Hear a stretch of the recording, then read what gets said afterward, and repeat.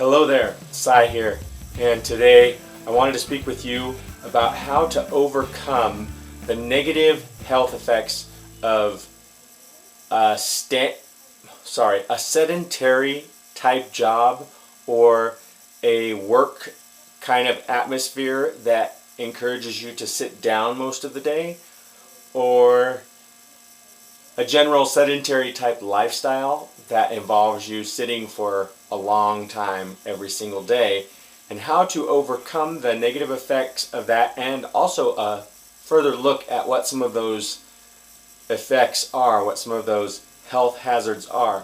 And when I first decided I wanted to share this with you, it was just because my life has changed a lot over the last 15 years or so, and I mostly work from home. And when I work from home, a lot of times I'm in front of a computer and I end up sitting down a lot, or I should say that most people would sit down a lot, and there have been times when I sat down a lot. And of course, if you watch Netflix or anything else, then you're going to have more sit down time in addition to the time you're already spending sitting down.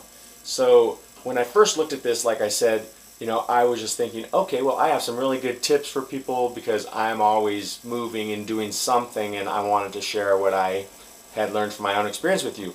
But I decided, oh, okay, I'm going to look into this a little further, and I found out that some of the things that I thought I knew weren't exactly how I thought they were. And so the first thing that I had thought was a good thing was to just have a stand-up desk, and have a stand-up desk as an option, and that there are benefits to that. So that is an option, and it is something to consider.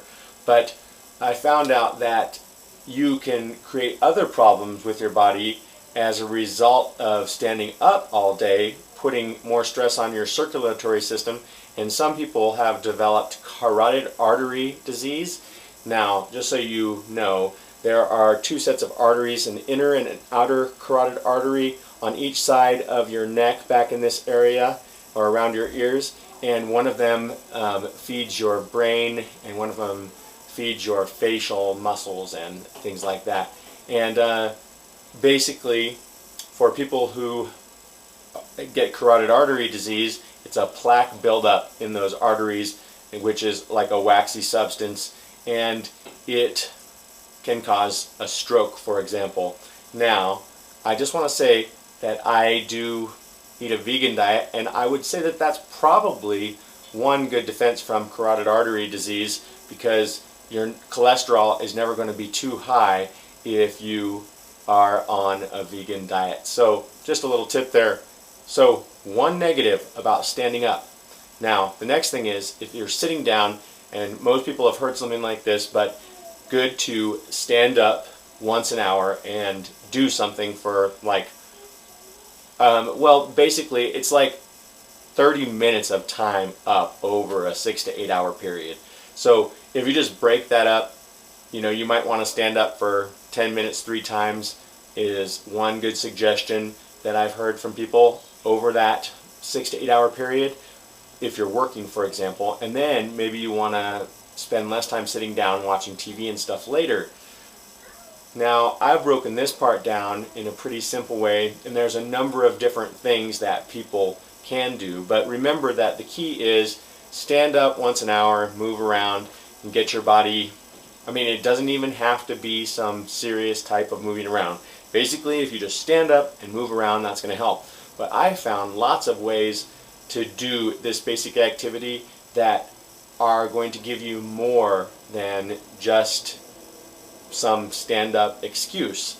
So one of the things that I do is I kneel in front of my desk a lot, and I will alternate, for example, from sitting on one knee to sitting on the other knee, and I'll stand up, for example, if I'm reading sometimes, or if I'm listening to somebody, I'm definitely going to stand up. I'm just going to throw it all out there. If you have a phone call that you have to answer, then definitely stand up. Take advantage of that time. And maybe you spend a lot of time on the phone, so you could be standing up and sitting down, alternating and moving around You could also, some people say, sit on a fit ball or something like that because it engages certain body muscles, and that's a good thing as well. But I also learned that sitting straight up or a little bit forward like this puts more strain on your back, and actually sitting like this at 135 degrees in a backward position is actually better for your back. But I also see that as a more sedentary way of being. But it also is important to know this, because when you're looking into all these ideas about what you have, about how to be more healthy, then in general you might think that sitting up straight is the best thing for you, when there are benefits to being a little bit reclined, which is also more sedentary and engages your body muscles less. So I would recommend alternating between those types of things, and sitting on your knees and then standing up engages a lot of your body muscles, and it's not the most comfortable way to be, but it does keep you feeling alive and healthy. And that is why I highly recommend kneeling down.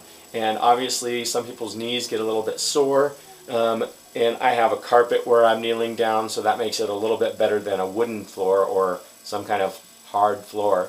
But you could potentially, if you have to go to some place to work, bring in a little mat, or like a yoga mat type of mat, or a some kind of rubber mat, or a mini rug, something that would allow you to kneel down and not feel so uncomfortable kneeling down. And of course, when you're kneeling down, the idea is that's going to engage more of your body, and it's going to make you fidget more, which is also a good thing. Always remembering that standing up once an hour is a good thing. So to do that, then obviously whenever you have to use the restroom, get up, use the restroom, and if you can, go get a drink of water, something to keep your body moving. And if you just need an excuse to stand up but you still need to get some work done, then reorganize the area around you a little bit and move things into their place, or make it just more appealing to your eyes so it's more clear where things are. Also clears out your mind a little bit to do that. And yeah, the big ones are those things. Just using any type of excuse that you can to get up. If you, for example, start to get too hot, then get up and stand up and take off your jacket, or a sweater that's over your other shirt or whatever. Or if it starts to get cold, then put something back on. But give yourself an excuse to stand up, and make sure that you take advantage of that. And also, when you're sitting at your desk, you might want to, like if I'm kneeling, I might stand up for a minute, and in a position where I'm leaning forward, just move around, move your legs, do something while you're doing what you have to do. And if you're reading, obviously you have a lot of flexibility. So if you're checking your emails, you could definitely stand up and do that. And if you're on a phone, you can definitely stand up and do that. The bottom line is you just want to make an excuse for yourself to move whenever you can, meaning specifically stand up and move as often as you can, or alternate between kneeling and standing, kneeling and sitting, to give yourself a change in the way that your body is being used and the way the muscles of your body are engaging. This is good for you for a number of reasons. One, it's to help overcome this sedentary state and get your blood circulating, and also to help your body to be more efficient at using glucose and burning fat in general. And I know glucose and fat are two different things, glucose being sugar and fat being fatty acids. But what I'm saying is that your body will be more efficient at burning calories of all kinds, as long as you don't just stay in one position for a long period of time. And that being said, there are some other things very important. I found out that people who exercised versus people who didn't exercise who were sedentary for long periods of time, there wasn't a big difference in their overall health. It was the long periods of sitting that really took them down.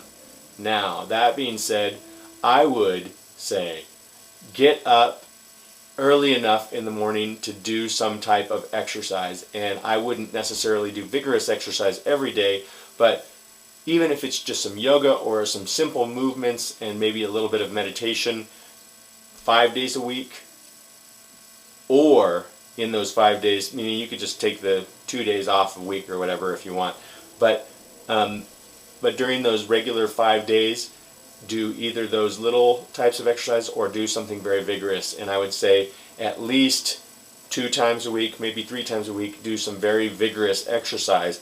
And I mean like high intensity exercise. And that is going to keep your body burning calories throughout the day, but not just burning calories, it's going to boost your metabolic rate and just make your body more efficient at using sugars and keeping you from getting obese. Also, eat healthful food, meaning avoid all of the stupid junk food that comes out of the restaurants and the vending machines or wherever you might be getting your food from. Make your own foods, bring your own foods with you, keep it simple so you don't have to work at it a lot, and you can always eat some more elaborate meal when you are off of work. But basically, just keep it simple so that, and keep your foods healthful, and make sure that you are hungry. This is another good point. Before you eat, this is good for you. It helps your body. It improves your mood. And it also makes you more efficient at digesting the food that you do eat. And that being said, if you're sedentary most of the day, then you want to limit your portion size while eating healthful food. So you wouldn't want to eat what you were used to eating when you were going and doing all of this activity throughout the day in a previous job. You wouldn't want to eat that same amount. So for example, if you have a bowl of oatmeal and raisins that's about like this size, like me, or like a plate that's like that size, and that's what you're used to eating, you might want to cut it into about 2/3 or even half if you're going to be sitting or if you're going to be sedentary for longer periods of time. And next, make sure that you do some other form of physical activity outside of your day, including, meaning like outside of your morning routine. In the afternoons, go out on a walk or go on a run. But I'm saying on a run maybe 2 times a week, maybe 3 times a week. On a walk every day that you're not going on a run, just to keep your body's metabolism going and to keep you in your blood circulating, keep you feeling good, and obviously keeping you from being too sedentary. And then when it comes to nighttime, watch TV if you want to. I mean, if that's your thing, or whatever it is that you would normally do sitting down, but alternate between standing up and sitting down. I've found that that's much more pleasurable anyway, just to stand while I'm watching Netflix sometimes, if that's what I'm doing. And hopefully I'm not watching Netflix as much as I used to be. Nope, I'm not. Good. So I hope that these tips help you to be more healthful in any type of sedentary lifestyle. And even better, I hope that you can evolve out of a sedentary lifestyle into a lifestyle that keeps you moving more, because I think that's ultimately what we were meant to do, and it's better for us. So thanks so much for watching, and I'll look forward to see you in the next one.